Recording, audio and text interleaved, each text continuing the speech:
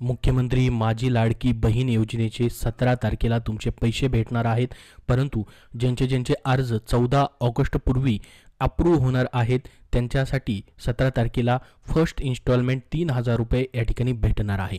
तर तुम्ही अर्ज करायचे राहून गेलेले असाल तर आपल्याला माहीत असेल ladkibahin.maharashtra.gov.in ही शासनाची नवीन वेबसाईट लॉन्च झालेली आहे.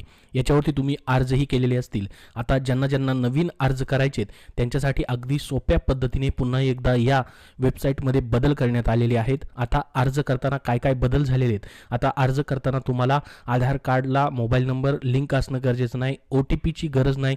थेट तुम्ही अर्ज करू शकतात. तीच माहिती आपण या व्हिडिओमध्ये A to Z पाहणार आहोत की ऑनलाईन पद्धतीने नवीन प्रक्रियेनुसार तुम्हाला अर्ज कसा करता येईल. त्यासाठी हा व्हिडिओ शेवटपर्यंत पाहत राहा. या व्हिडिओला एक लाईक नक्की करा. याबद्दल अजून तुमचे काही प्रश्न असतील तर कमेंट बॉक्समध्ये नक्की विचारा. हा व्हिडिओ नक्की शेअर करा. चला तर बघूया डिटेलमध्ये संपूर्ण माहिती. तर बघा ही वेबसाईट आहे. याची लिंक तुम्हाला डिस्क्रिप्शन बॉक्समध्ये दिलेली आहे. वेबसाईट व्यवस्थित चालते. इथं आल्यानंतर तुम्हाला अर्जदार लॉग इनवरती क्लिक करायचं आहे. इथं तुमचं खातं तयार केलेलं नसेल तर सर्वात अगोदर तुम्हाला काय करायचं आहे, खाते तयार करा याच्यावरती क्लिक करायचं आहे. इथं तुमचं संपूर्ण नाव ॲज पर आधार कार्डनुसार इंग्लिशमध्ये भरायचं आहे. या ठिकाणी इंग्लिशमध्ये लिहिले बघा. मोबाईल नंबर, पासवर्ड टाकायचा आहे. त्यानंतर तुमचा जिल्हा जो पण असेल तो इथून सिलेक्ट करायचा आहे. तालुका सिलेक्ट करायचा आहे. तुम्ही गावात राहत असाल तर गाव सिलेक्ट करायचं आहे. त्यानंतर तुमची महानगरपालिका इथं असेल तर महानगरपालिका इथून सिलेक्ट करायची आहे. महानगरपालिकेमध्ये तुम्ही ज्या वॉर्डमध्ये राहतात तुमचं मतदान बघायचं आहे. मतदान कार्डवरती देखील वॉर्ड नंबर असतो. ज्या वॉर्डमध्ये राहतात तुम्ही तो वॉर्ड सिलेक्ट करायचा आहे. आणि या ठिकाणावरून तुम्ही सामान्य महिला असाल तर सामान्य महिला तुम्हाला सिलेक्ट करायचं आहे. किंवा तुम्ही ग्रामसेवक आहात, अंगणवाडी सेविका असाल तर ते सिलेक्ट करायचं आहे. सामान्य महिला सिलेक्ट करायचं आहे.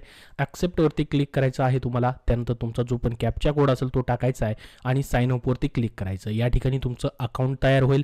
अकाउंट तयार झाल्यानंतर लॉग इनवरती तुम्हाला यायचं आहे. इथं तुमचा जो मोबाईल नंबर तुम्ही वापरलेला आहे अकाउंट तयार करताना तो टाकायचा आहे. पासवर्ड जो पण ठेवलेला असेल तुम्ही तो टाकायचा आहे आणि लॉग इन करून घ्यायचं आहे. बघा आता लॉग इन झाल्यावरती अशा पद्धतीने तुमच्यासमोर जो तुमचा पोर्टल आहे तो ओपन होईल. ज्या ठिकाणी तुमचं लॉगआउटचं ऑप्शन आहे, योजनेची माहिती आहे, यापूर्वी केलेली तुम्ही अर्ज इथे दिसेल. त्यानंतर तुम्हाला आता नवीन अर्ज करायचा आहे. त्यासाठी काय करायचं आहे, मुख्यमंत्री माझी लाडकी बहीण योजनेचा अर्ज याच्यावरती क्लिक करायचं आहे. इथं बघा आता तुमचा आधार कार्ड नंबर टाकायचा आहे. ज्या महिलेचा फॉर्म भरायचा आहे त्यांचा आधार नंबर या ठिकाणी टाकायचा आहे. आधार कार्ड नंबर टाकल्यानंतर व्हॅलिडेट आधारवरती फक्त आता तुम्हाला काय करायचं आहे, क्लिक करायचं आहे. बघा लगेच तुमच्यासमोर या ठिकाणी व्हॅलिडेट आधार म्हणून ऑप्शन येईल. व्हॅलिडेट आधार तुमचं व्हायला सुरुवात होईल. लगेच पाहू शकता तुमच्यासमोर नोंदणी अर्ज ओपन झालेला आहे.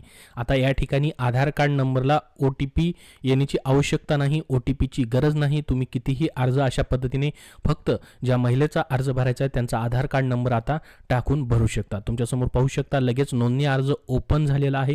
बघा आता अर्ज कसा भरायचा आहे स्टेप बाय स्टेप आपण बघूयात. महिलेचे आधार कार्डप्रमाणे पूर्ण नाव टाकायचे.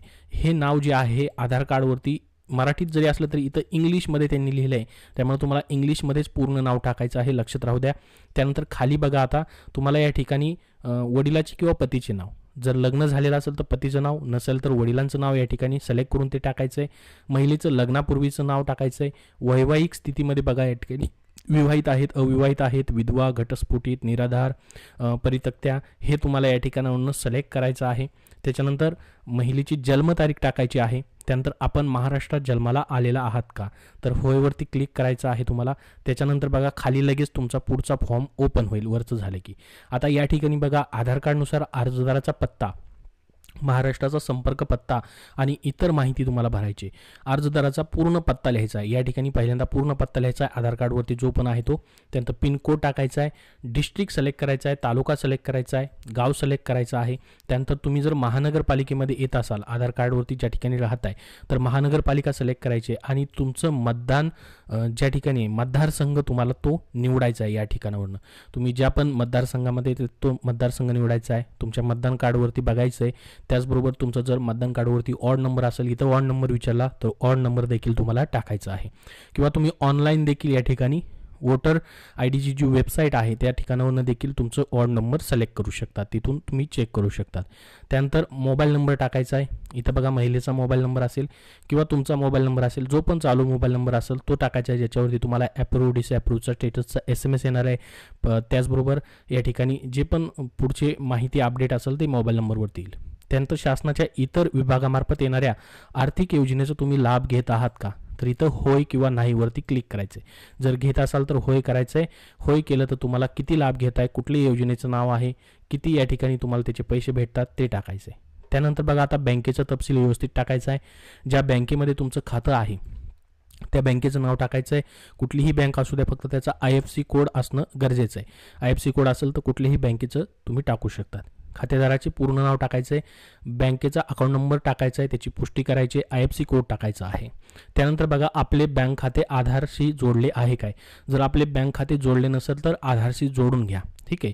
तुम्हाला ऑनलाईन काय करायचं आहे, आधार कार्डची जी वेबसाईट आहे तिथं जाऊन आधार सीडिंग नावाचं ऑप्शन आहे बघा, ते आधार सीडिंग मध्ये जाऊन तुम्हाला चेक करायचं आहे बँक खातं तुमचं जोडलं गेलेलं आहे का. नसेल जोडलं गेलं तर बँकेत जायचं आहे. तिथं बँकेत जाऊन त्यांना सांगायचं आहे की शासनाचे येणारे जे योजनेचे पैसे असतात त्यासाठी DBT ॲक्टिवेट करून घ्यायचं आहे, DBT करून घ्यायचं आहे, आधार सीडिंग करून घ्यायचं आहे, ते तुम्हाला करून देतील.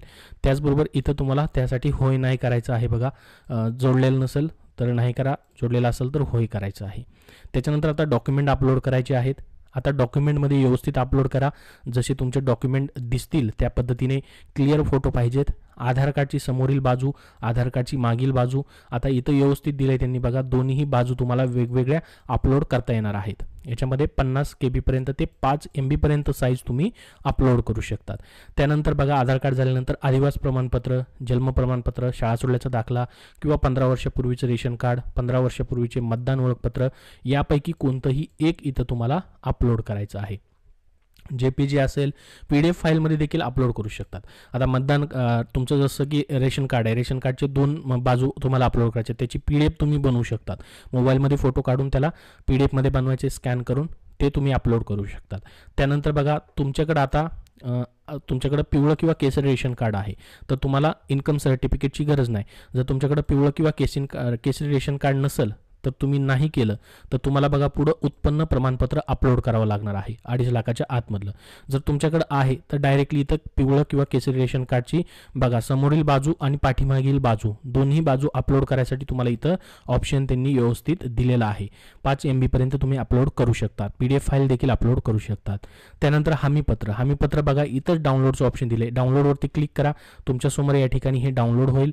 हमीपत्र अशा पद्धतीने आहे, बघू शकता. हे सर्व व्यवस्थित टिकमार्क करायचे, तुम्हाला याची प्रिंट घ्यायची आहे. इथं तुमचं नाव टाकायचं, इथं सही करायची, इथं दिनांक देखील टाकायची आहे आणि हमीपत्र तुम्हाला अपलोड करायचे. त्यानंतर तुमचा फोटो, आता फोटो बघा इथं कॅमेऱ्याचं देखील चिन्ह आहे आणि अपलोडचं देखील चिन्ह आहे. तुम्ही तुमच्या फोनमध्ये असेल, लॅपटॉपमध्ये असेल तिथून फोटो देखील अपलोड करू शकतात किंवा लाईव्ह फोटो देखील इथून तुम्ही काढू शकता. दोन्ही ऑप्शन या ठिकाणी देण्यात आलेले आहेत. त्यानंतर तुम्हाला हमीपत्र स्वीकारा याच्यावरती क्लिक करायचं आहे. स्वीकारावरती क्लिक करायचं आहे. सेव्ह ॲज ड्राफ्ट एकदा करायचं आहे किंवा डायरेक्टली सबमिट देखील तुम्ही करू शकता. फॉर्म सबमिट झाला की तुम्हाला काय करायचं, आता परत मुखपृष्ठावरती यायचं आहे, होमवरती यायचं आहे. इथं बघा यापूर्वी केलेले अर्ज जे आहेत याच्यावरती क्लिक करायचं आहे. या ठिकाणी तुमचा अर्ज दिसणार आहे. तुम्ही सेव्ह करून ठेवला फक्त तरी देखील इथं दिसणार आहे आणि सबमिट केला तरी इथं तुम्हाला इन पेंडिंगमध्ये दिसेल आणि काही दिवसानंतर तुम्हाला इथंच याचा स्टेटस चेक करत राहायचं आहे. वेबसाईटवरतीच अप्रूव्ह असेल किंवा रिजेक्ट असेल ते सर्व इथं तुम्हाला या वेबसाईटवरतीच पाहायला भेटणार आहे यापूर्वी केलेल्या अर्जाच्या सेक्शनमध्ये. तर अशा पद्धतीने आता नवीन पद्धतीने तुम्हाला फॉर्म भरता येणार आहे. OTPची गरज नाही लागणार. आधार कार्डला मोबाईल नंबर लिंक नसेल तरी देखील तुम्ही आता अर्ज भरू शकतात. याबद्दल अजून तुमचे काही प्रश्न असतील तर कमेंट बॉक्समध्ये विचारा. हा व्हिडिओ नक्की लाईक करा. धन्यवाद.